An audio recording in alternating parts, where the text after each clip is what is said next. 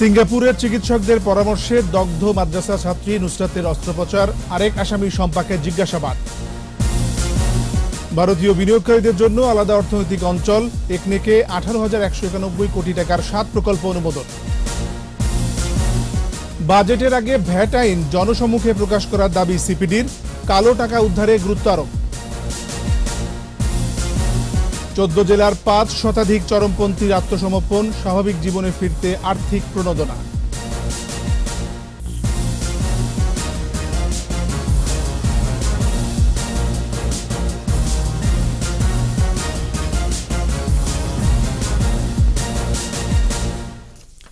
শুনছিলেন first security ইসলামী bank limited সংবাদ শিরোনাম।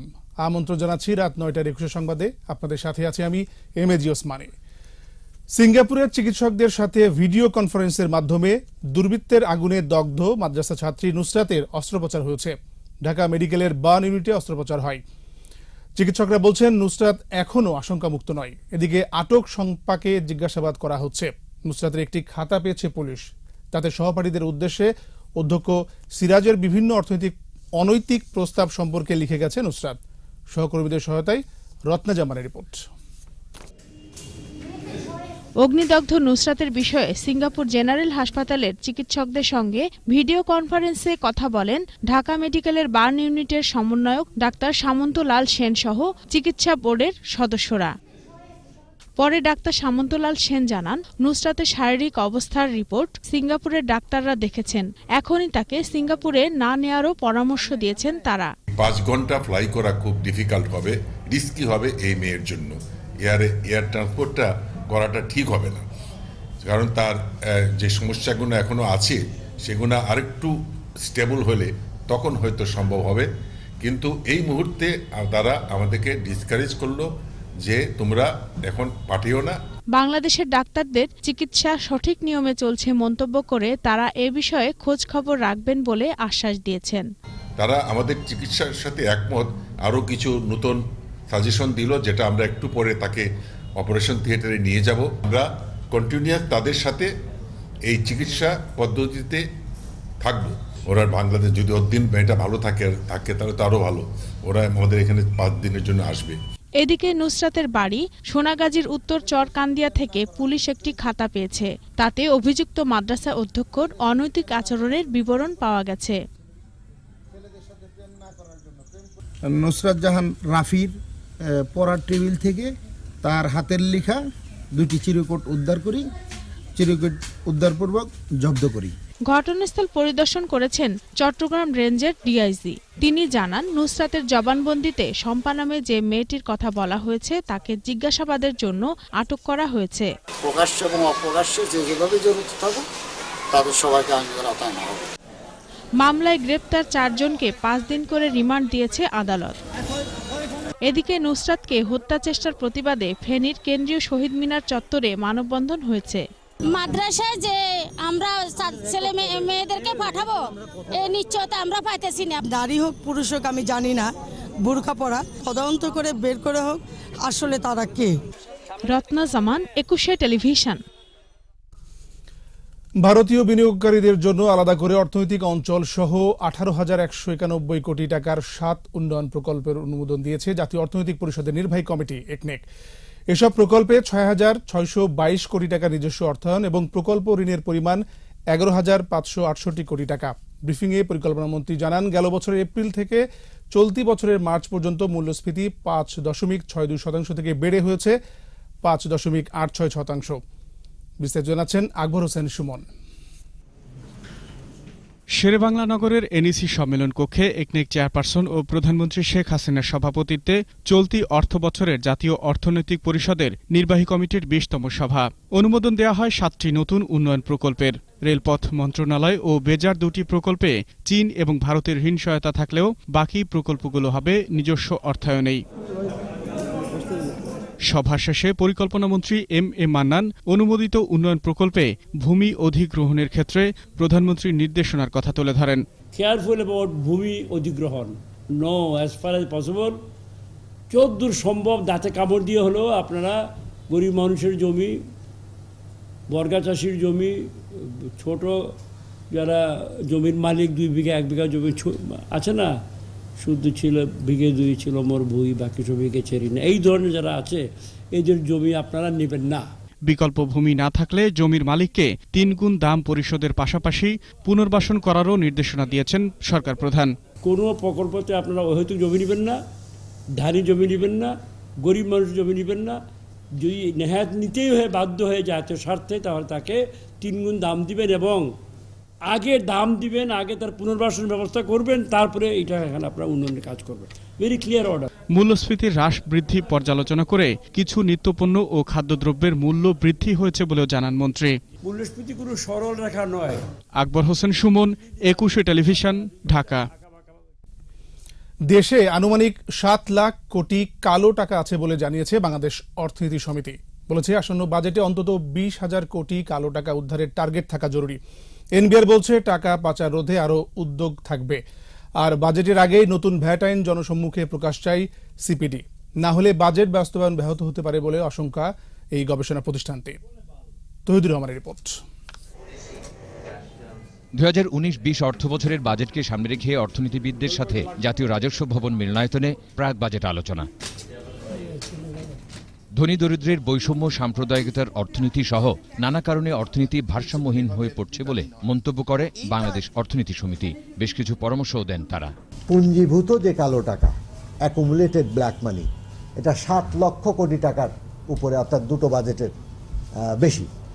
অতএব সেখান থেকে আবার এমন কোনো পথ যেন অবলম্বন না করা হয় এটা করতে গিয়ে, যেখানে সৎ ব্যক্তিরা বিপদে পড়বেন। সামনের বাজেটে 25 থেকে 30,000 কোটি টাকা উদ্ধার করা যায় কিনা এটার থেকে, সেটা নিয়ে আমরা কথা বলেছি। নারীদের জন্য ক্ষুদ্র ঋণের পরিবর্তে অনুদানের পক্ষেও মত দেয় অর্থনীতি সমিতি। এই বিশ্বাস অর্থনৈতিক, নৈতিক, সামাজিক, মানবিক। নতুন ভ্যাট আইনটি সবার কাছে স্পষ্ট করার কথা বলেছে Centre for Policy Dialogue, CPD.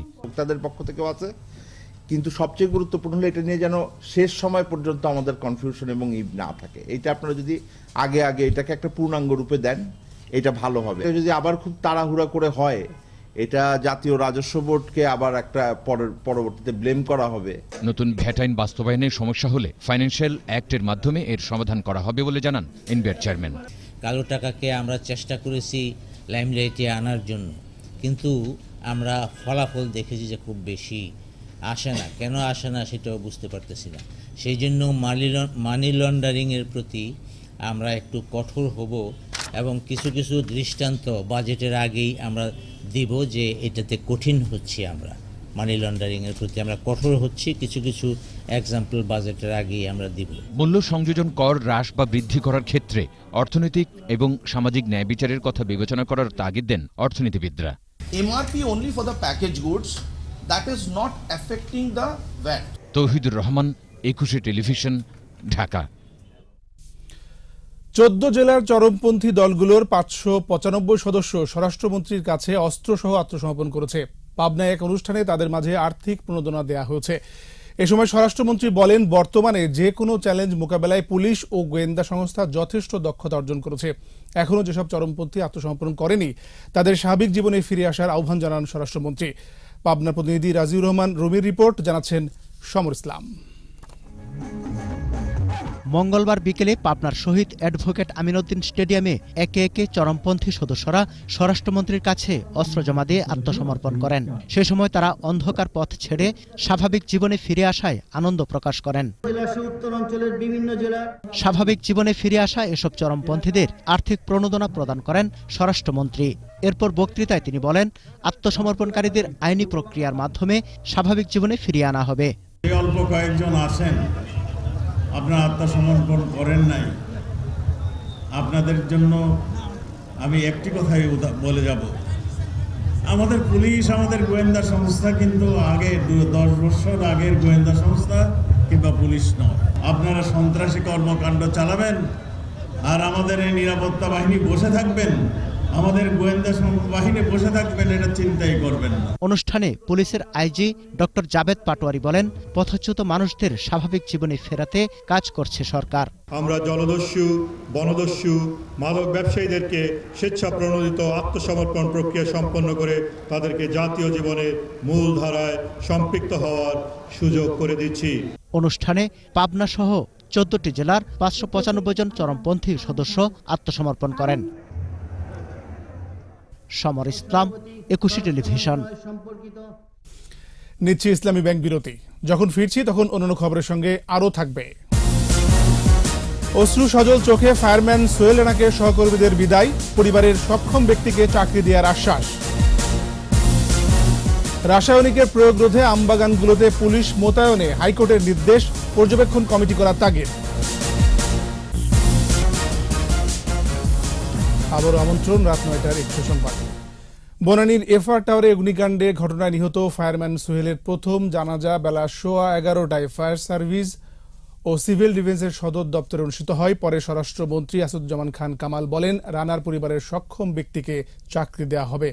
জানাজায় অন্যান্যের মধ্যে উপস্থিত ছিলেন ফায়ার সার্ভিসের মহাপরিচালক ব্রিগেডিয়ার জেনারেল সাজ্জাদ হোসাইন, সাবেক পরিচালক ব্রিগেডিয়ার জেনারেল আলী আহমেদ খান সহ অনেকে। বিকেলে কিশোরগঞ্জে ইটনায় আরেক দফা জানাজা হয়।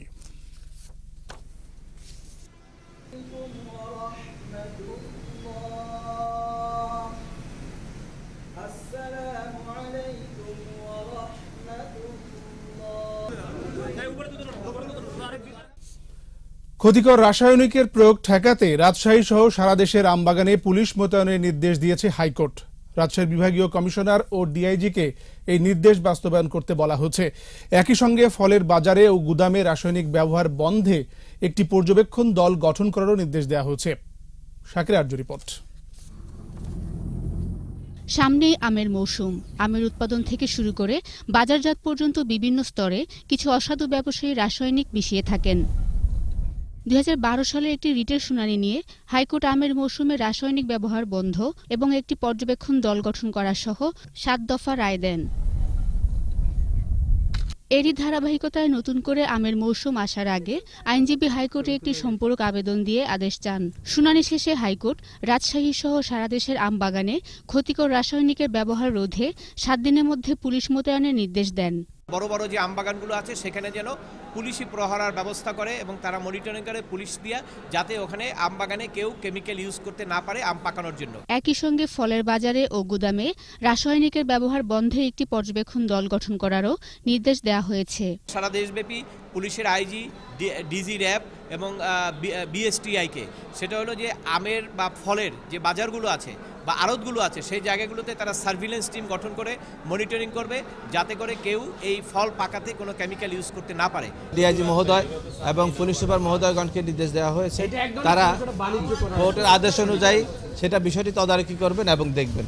একটি সম্পূরক আবেদনের শুনানি শেষে বিচারপতি এফআরএম নাজমুল আহসান ও বিচারপতি কেএম কামরুল কাদেরের হাইকোর্ট বেঞ্চ এ আদেশ দেন।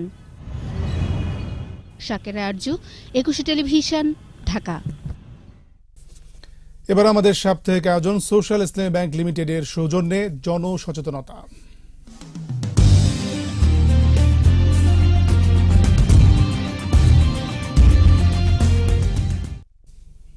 গাজীপুরের বিভিন্ন হাটবাজার ও মহাসড়কের পাশে বেসুমার শরবতের দোকান। অভিযোগ উঠেছে এতে ব্যবহার করা হচ্ছে মাছের বরফ।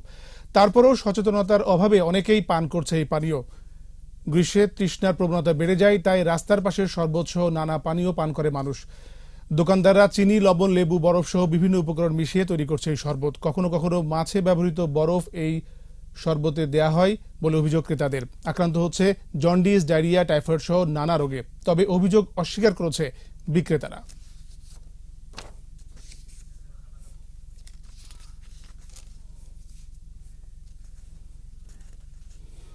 দরপতন অব্যাহত রয়েছে দেশের পুঁজি বাজারে। এতে ক্রমেই সংকুচিত হচ্ছে বিনিয়োগকারীদের পুঁজি।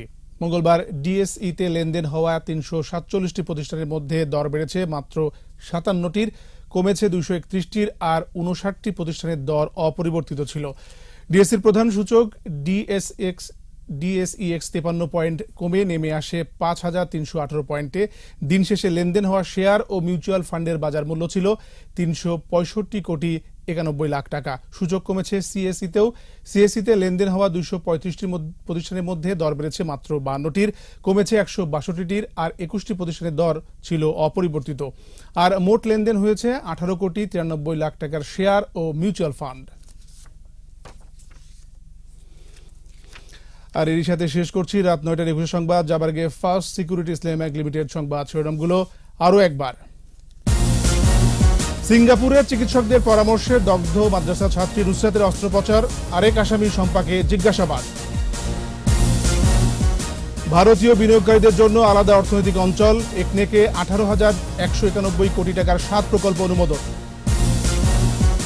বাজেটের আগে ভ্যাট আইন জনসম্মুখে প্রকাশ করার দাবি সিপিডির, কালো টাকা উদ্ধারে গুরুত্ব আরোপ। 14 জেলার 5 শতাধিক চরমপন্থীর আত্মসমর্পণ, স্বাভাবিক জীবনে ফিরতে আর্থিক প্রণোদনা।